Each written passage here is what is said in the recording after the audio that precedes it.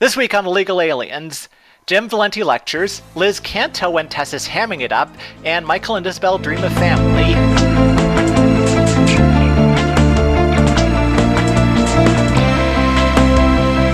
Check your maps for the Puhlman Ranch. We're looking at Foursquare, episode 19 of season 1 of Roswell. I'm Chris. And I'm Claire, and this is Illegal Aliens, a Roswell podcast. Foursquare first aired on April 24th, 2000. It was written by Denia St. John, with 6 of 8 episodes she wrote in season 1 of Roswell. We last saw her writing for Blind Date. And the episode was directed by Jonathan Frakes, the second of 5 episodes that he directed. He was last in the director's chair for Roswell on Riverdog. We've also seen Frakes acting on screen in The Convention and briefly in the pilot. Let's start the recap.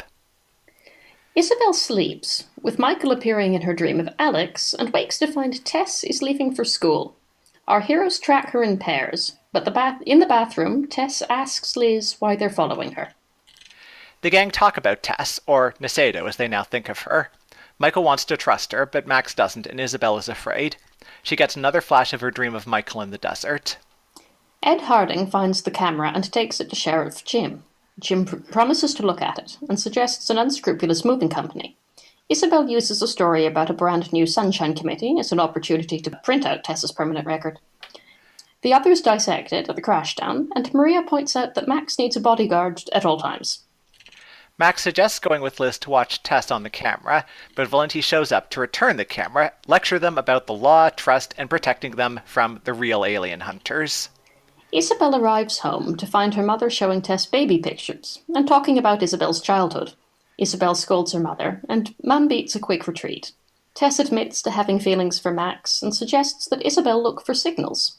Isabel looks over and sees a square of 4 sugar cubes on the table. Max and Isabel talk about the way Tess can make them feel inhuman. Michael comes through the window and Isabel explains that she thought he should sleep over and not be alone. Isabel and Michael both dream of the desert again, of a symbol with 4 shapes in a square, and share a dream kiss. They wake in a panic, waking Max, and realize that it was the same dream for both of them. Isabel finds the square symbol on Max's drawing of the cave wall and tells Max about the sugar cubes. She pushes Michael to tell Max about how they tried to use the drawings as a map, and when Max realizes that Michael sent Nasedo a signal, all 3 of them argue. At school, Max and Liz research star constellation patterns, and then see with dismay that Tess is talking to Kyle. Still upset by the dream, Michael and Isabel take big steps forward in their relationships with Maria and Alex, respectively, culminating in an awkward eraser room meeting for all 4. Later, Alex tucks Isabel into bed and wishes her sweet dreams, but this time her dreams of kissing Michael in the desert include the heartbeat of an unborn baby. Tess shows up at Michael's window, tracing the 4 square on the glass and telling him that he's seen it before. At the crashdown, Liz tries to warn Kyle about Tess, but he's too excited about a study date at the library to listen. Liz and Max tag along to see what Tess is up to, and Max sees Tess use her powers to pull a book from inside the wall above the bookshelf. When Max comes home, he finds Michael in his room, eager to share the news of the Puhlman Ranch, the secret unmapped crash site. Max is suspicious, and Michael says the knowledge came to him in a flash. Isabel and Michael's dreams progress, bringing a baby playing happily on the swings, and a profound sense of happiness for both of them. Awake again, they talk about that happiness, and Isabel worries that she's already pregnant. Tess sneaks into Max's room to wake him up, and promises to show him everything. She agrees, and drives him to the desert in the middle of the night. But when Tess says holding her tight is the last step, Max's temper snaps. He riddles off Nasedo's crimes and tells her to shape change. Tess manages to unearth in Max a flash vision of the 3 of them hatching in the pod chamber and leaving Tess behind, still sleeping in the 4th pod. Max finds himself standing with Tess in full daylight as Michael and Isabel find them. Max says that Tess isn't Nasedo, she is one of them. So, moving things very quickly along towards our conclusion here in season 1. Absolutely. I think we said before, it's now all things go, really, to the season finale. Yep. We've just given up on... not on ending on a complete story beat, because we still do. But these are very much all gaining momentum from each other as we get towards the end. Yeah, they're game changers at least, if not cliffhangers. I think so. Though, I don't know. I think to a certain extent, I was always wondering exactly why they were assuming that she was Nasedo. I mean, it makes some sense with Occam's razor, but you can't really use Occam's razor most of the time. Reality is complicated. Reality is definitely complicated. But I think part of it is just that they can't envisage there being a fifth alien, you know? I mean, they know there's definitely a fourth one. Right. And the fourth one appears to have turned up. And surely to goodness there isn't now somebody else roaming around responsible for killing all those aliens. Or not aliens, are they? All the humans. Yes. Yes. Yes. There are things about that reveal at the end I like. I find it a bit frustrating that Max does rhyme off Nasedo's crimes to Tess in quite that angry way, considering that he was on the receiving end not that long ago with Hubble. Yeah, that bothers me too, but I'm developing a theory with Max that I kind of want to track as we go into season 2, because I'm starting to think that Tess, when she's around him, through no fault of Tess's, brings out all Max's worst instincts in a way the others just don't. I don't think he's necessarily any version of his best self with Tess. And that might be just because he doesn't have as much of a handle on his alien self as she maybe does. That would be interesting, yeah. But yeah, I think she exaggerates those negative parts of him. Right. I was thinking about it because Max says to Liz later on in this episode, I don't like the way I feel around her. And Liz says, oh, you mean your alien side? Yeah. But I don't think that's what Max means, because he's always had that side. It's the side of him that healed the pigeon as a child and healed Liz, and he's used it for good. Yeah. So I think it makes more sense to me if it's more complicated than that. Yeah. Yeah. Something to watch. Isabel and Max talk together about kind of the way they feel around Tess being primal and inhuman in a very scary way. Yes. And I think that could be a bunch of things. I don't think it is all like legitimate alien instincts because, again, Tess is clearly messing mostly with Isabel and Michael this time. Yeah. I found it really interesting that kind of they have the dreams of kind of the alien mysteries and the passion, and that seems to unnerve them more than anything. But when the dream kind of cements them as this family unit with a child, that is so incredibly tempting and alluring for them because they both have this longing for family in different ways. Yes, and I think also once they're cemented as family like that, the dreams make more sense to them. They feel more manageable because they already feel like family to one another. Right. It's the shifting of that relationship and casting it in a different light, I think, that's as unsettling as anything else they're experiencing. Yeah. Yeah. And one very little thing that I noticed during that scene at the playground or whatever, when they were first talking about Nasedo being Tess, is that everyone else uses the pronoun her, but Max calls Nasedo it. Oh, that's very well caught. Yeah, that's an interesting distinction. Depersonalizing. Absolutely. Well, I suppose if you're looking at Nasedo with a mind to potentially killing him. Right.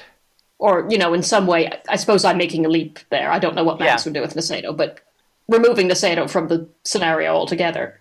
Yeah, but for several episodes, Max has been the most aware of Nasedo as a danger, probably ever since his encounter with Hubble back in the convention. So I think that could be part of it, that he doesn't want to see Nasedo as a person because he's afraid that Nasedo would not give him the same respect back. Yes, and also I think to see him as a person is to humanize him, is to make him more complex and potentially even like him a bit. And this man has done things that are so incompatible with humanity, as Max understands it.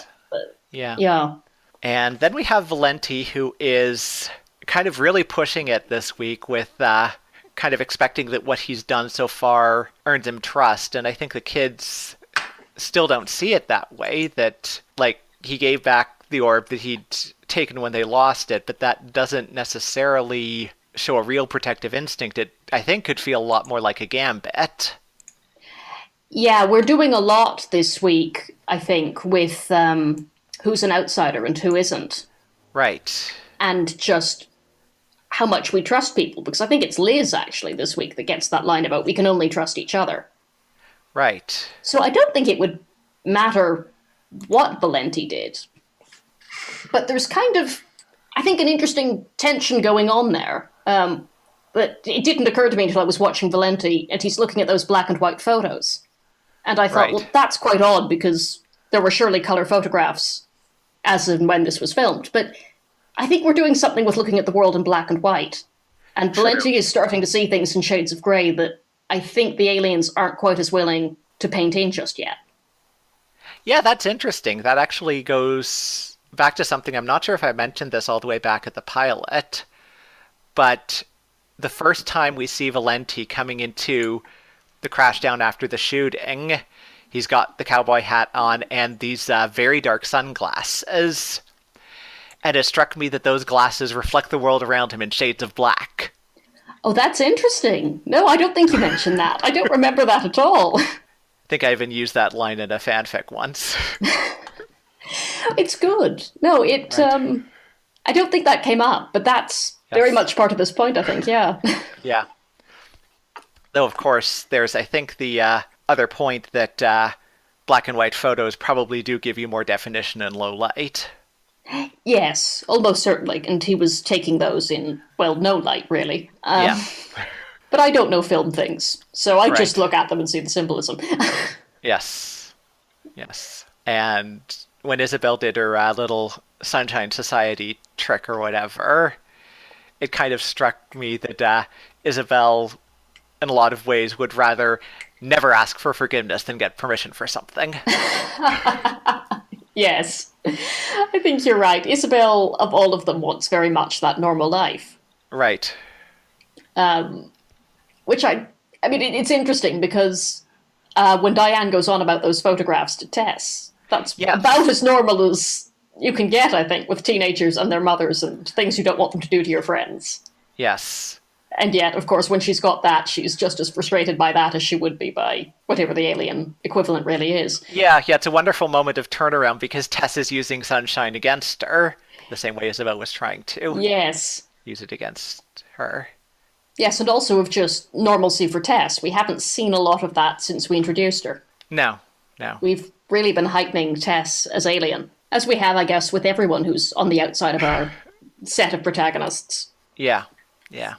And there's not too much to nitpick about the astronomy that Max and Liz are uncovering. I don't think that Ares actually looks exactly the way it's portrayed on the show, but that's fairly minor. And I found it a little frustrating that nearly everything that Liz reported was actually printed on a screen somewhere. So she seems to be just reading things out and not actually showing any intelligent interpretation. No, I thought that too, because Liz knows her stars. We've seen this before. Although, I suppose, I mean, I can't think of the way in which you write that where it doesn't feel like exposition overload when you put the words in Liz's mouth as Liz. Yeah, it's kind of exposition overload no matter how you handle it, so you might as well let Liz show competence with it. Yes. It absolutely is. But at least if it's in an encyclopedia, it's a bit less, as you know, since I am the science person, Aries is a constellation. Yeah. Yes, I only have one time query for you this week. Okay. How long are they in that desert? Um, It's very, very dark when Tess drives them out there. And it's very, very light when that memory ends. Yes, I'm always struck by that, by the notion that Max has lost hours and hours there. Yeah. And I think that does kind of add to the disorienting sense, the fact that he can't trust anything, which actually reminds me of something from the scene with Isabel and Tess and briefly Isabel's mom, that the camera is very shaky and unsteady there, which I think is a nice way of showing us how Isabel is feeling. Yes. And I suppose, too, we also get Isabel's line, it's such a throwaway one that you kind of miss it, about feeling like she loses time around Tess when she's talking to Max. Yeah. So, I mean, if that's what was happening to Max, I'd absolutely buy it. Yeah. So that memory is hugely transformative. Very definite, yeah. But it's also, I mean, we've never seen a Flash work quite that way before. No. We're really evolving our sense of them. Yes. Yeah, and I think kind of there's almost a thematic sense about that revelation that this memory of where they came from brings Max out of the night and into the day. Yeah, well, I suppose it's clarity dawning, isn't it? Suddenly Yes. he realizes how Tess fits into the puzzle pieces that is their history, Yeah. and the light comes out. Yeah.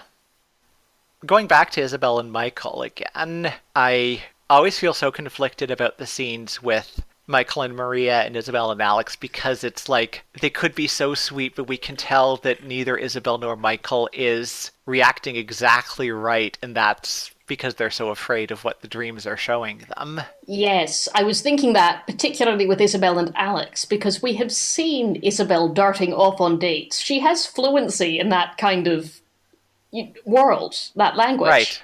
She has no idea what she's doing with Alex. Yes. She seems genuinely nervous.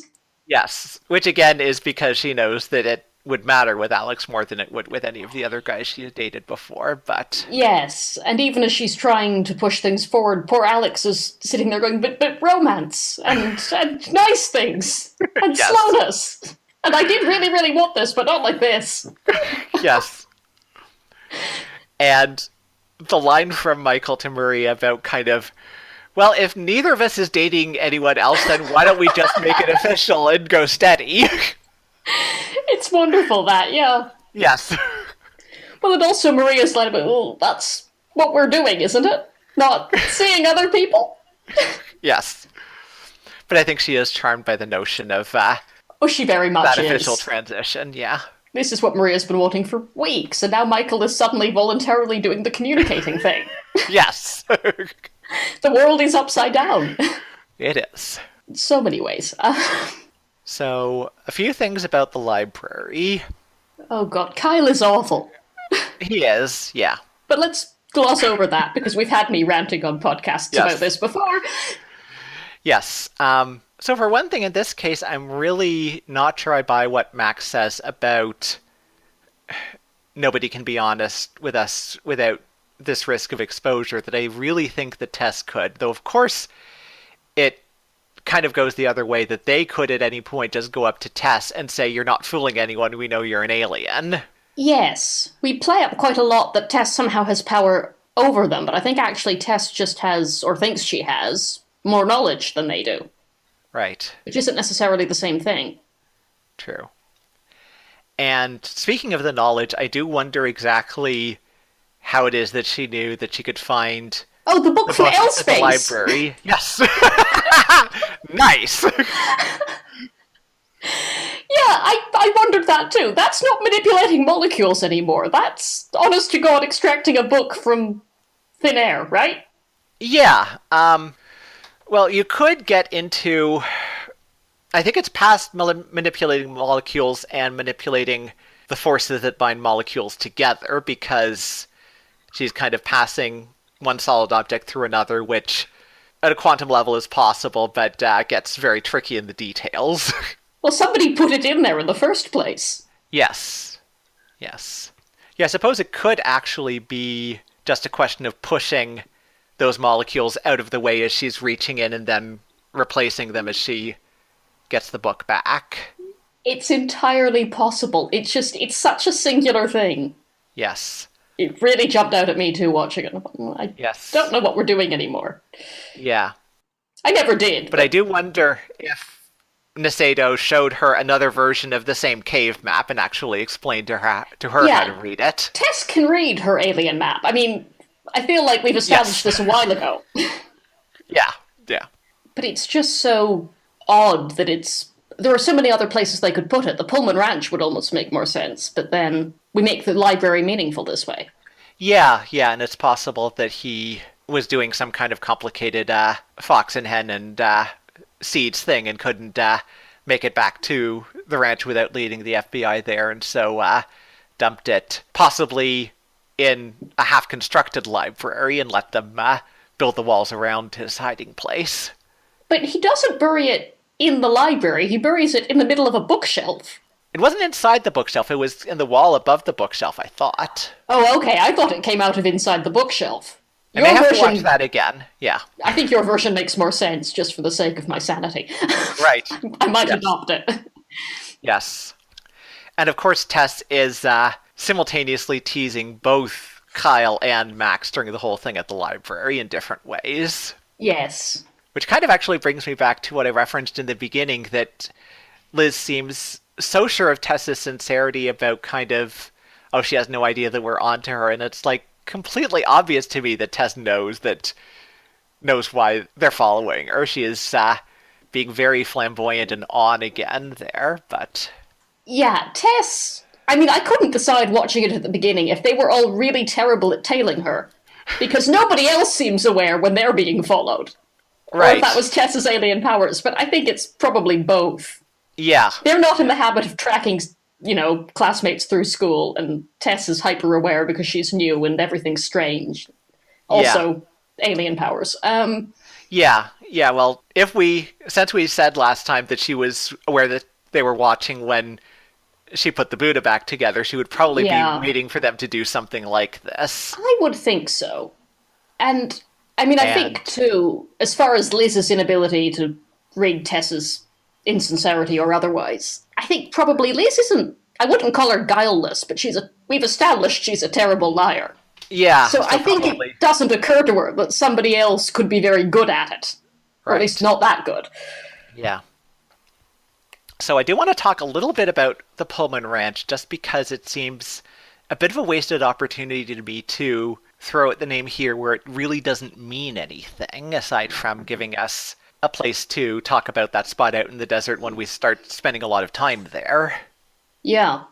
Whereas if kind of they had a hint about the Puhlman Ranch being important, or just about trying to find the crash site again, and finding out that it's unlabeled on all the recent maps, but Max has access to Milton's library, and Milton has all kinds of stuff that dates back possibly even to before the crash, they could actually make a decent mystery out of it. I know, and they've done decent mysteries with Roswell before, so it almost feels like they go, well, we have to call this set something, and we have to give the audience the language to talk about it, so here you go, here's a name. Yeah. But I don't think it's quite that. It's just... because it seems odd, too, that Michael almost immediately comes up with it. Right. Even though it hasn't existed for years. Yes, it does seem strange.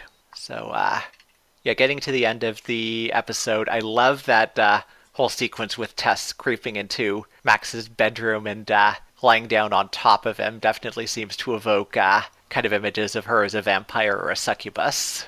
Oh, very much so. And it's so ambiguous what she's doing there.